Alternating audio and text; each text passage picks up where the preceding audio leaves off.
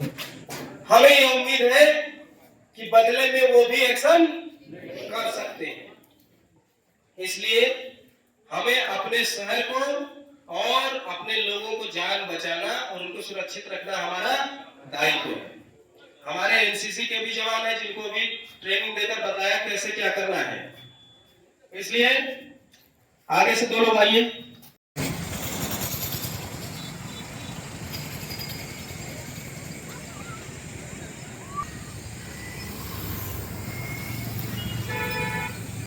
ज्यादा नुकसान हो सकता है, इसलिए प्रॉपर तरीके से उठाना जो है वो उचित रहता है।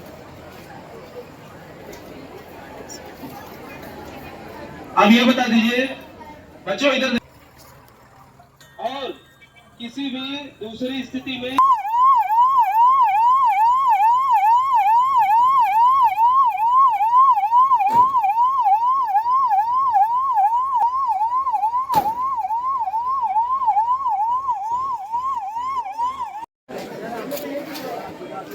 देखिए ठीक है सर। तो वर्मा देखिए, अभी कॉल मिला है, जैसे अभी सब स्टेज निकाला गया है, अच्छे स्टेज लगाइएगा। आप लोग एक तरफ जाइए, पियाजो हल्का हट जाइए सामने से, बच्चे बैठ जाइए, बैठ कर देखिए, बैठ कर देखिए, हटा पीछे।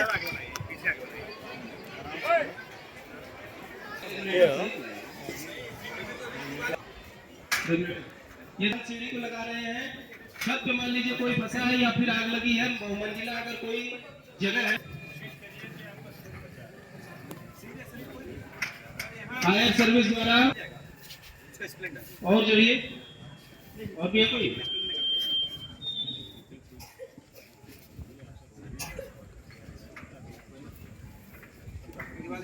क्या है? ऊपर से लेके आ सकते हो, अभी छोटे किसी छोटे बच्चे को भेज।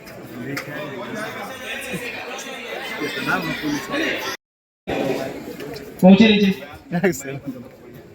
चलो वहां और पहुंच जाओ, ऊपर नदी पहुंच जाइए। ये भाई ये कैमरा मोबाइल किस प्रकार से घायल को ताली बजाइए।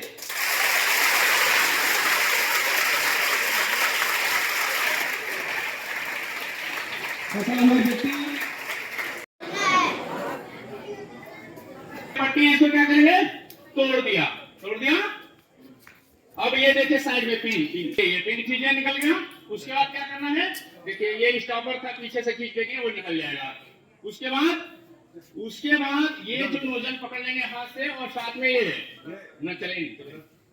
आप कहे कोई और तरीके का बेड ताकत हो सकता है कि वो चीज उस चोट को झेल लेगा और उसमें जो नीचे आदमी होंगे उनको चोट नहीं है।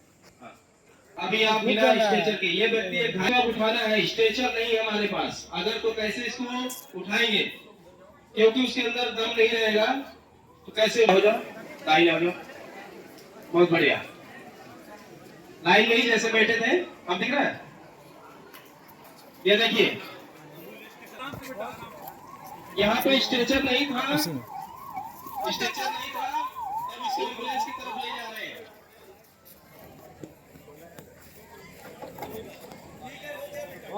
कि अगर हमला होता है, हवाई हमला होता है और सूचना मिलने की स्थिति में तत्काल वहां पहुंचना होता है। जैसे ही हवाई हमला होता है तो सब लोग बाहर निकलेंगे, तब भी मुश्किल होती है। पहुंच के वहां लोगों को जितनी जल्दी इवैक्यूएट करते हैं और जितनी जल्दी अस्पताल पहुंचते हैं, ये मौके की कार्रवाई का आपके पास वक्त ही नहीं युद्ध की स्थिति, समझे। ये सब स्थिति उस समय की है जब कोई एक्सीडेंट हुआ हो, इस तरीके से हुआ मौके पे, ये सब आप करने के पास आपके लिए पूरा मौका हो। तो सबसे जरूरी चीज होता है कि हमें मौके से जो लोग घायल नहीं है, ठीक ठाक है, उनको इवैक्यूएट करके खाली करा के वहां से उनको सुरक्षित स्थान पर पहुंचाना, और जो घायल हैं, मतलब घायल हैं या मृतक है, मृतक तो देखिए डॉक्टर ही घोषित करेंगे अस्पताल में, उनको जितनी जल्दी हो सके उनको वहां से निकाल के अस्पताल पहुंचाना, ये सबसे बड़ी चीज होती है।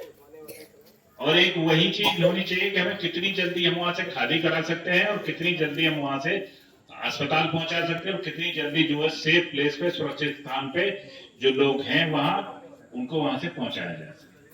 एक तरह से इस ड्रिल का पर्पज ये है मुख्य रूप से, ठीक है।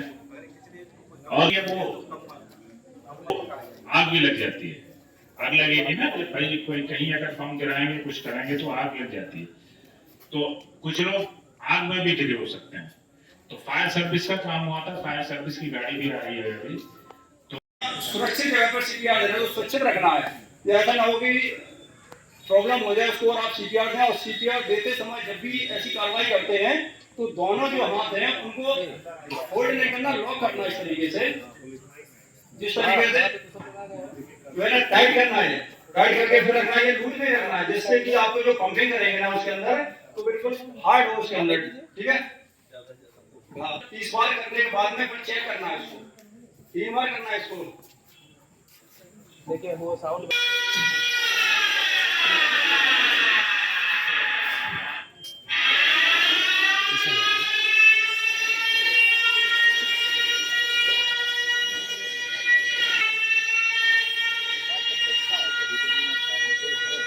और अच्छा फिर उसके आगे ओवरऑल हम एक तो चेक करने की कोशिश करेंगे, उसके बाद उसको ओवरऑल हम सांस देने की कोशिश करेंगे, ठीक।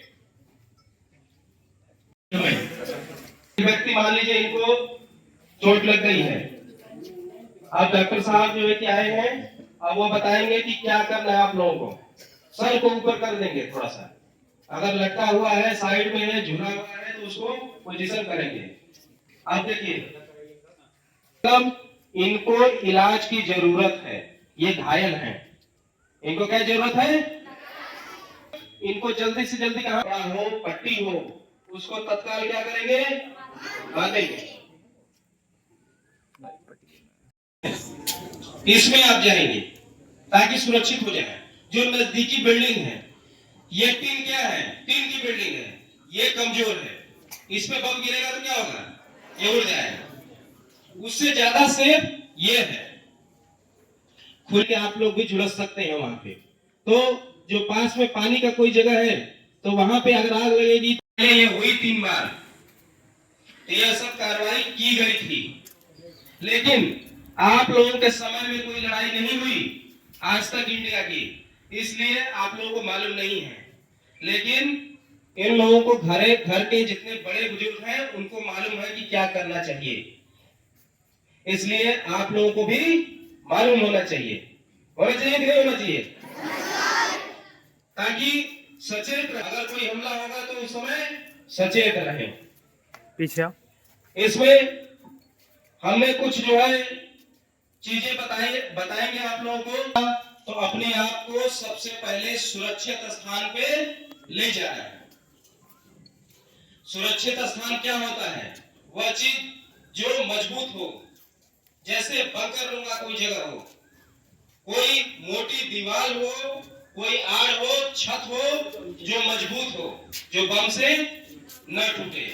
अगर आप लोग आसपास नजर दौड़ाइए कि यहाँ पे मजबूत और सेफ जगह क्या हो सकता है, अगर यहाँ पे अगर बमबारी किया जाए तो आपको क्या लग रहा है, अगर बम गिरता है तो अपने आप को किस तरीके से पोजीशन करना है। आगे मत जा भाई, मीडिया साथी पीछे हो जा, लोगों बीच में लाइए।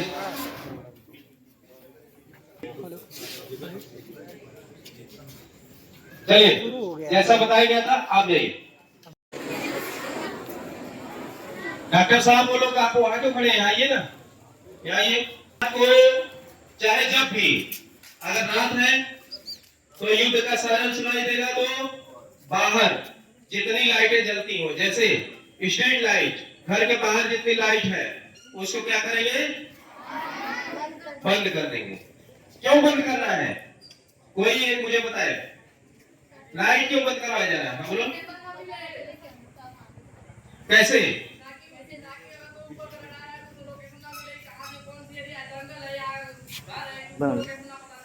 रडार नहीं आए, हवाई जहाज आए, ठीक है, बहुत बढ़िया जान रहे हो। अगर कोई दुश्मन देश अगर युद्ध करता है तो सबसे ज्यादा वह निशाना ऐसे क्षेत्र को बनाता है जहां ज्यादा से ज्यादा और शहर में सबसे ज्यादा से ज्यादा लोग रहते हैं।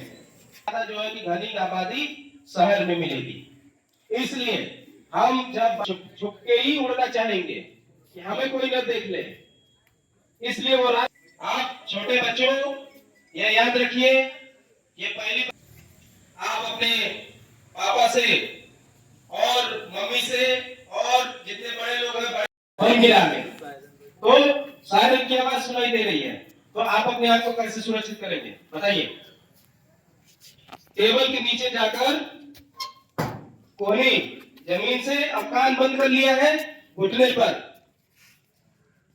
कान अपना सुरक्षित कर लेंगे, सर बचा लेंगे, घुटना जमीन पे। और पीछे क्यों गए हैं? क्योंकि इसको ऊपर अगर कोई मलबा ईंट पत्थर अगर ईंट पत्थर गिरेगा तो ये रोक लेगा। बिल्डिंग कोलैप्स होगी, अगर मान लीजिए मजबूत रहा तो बाई चांस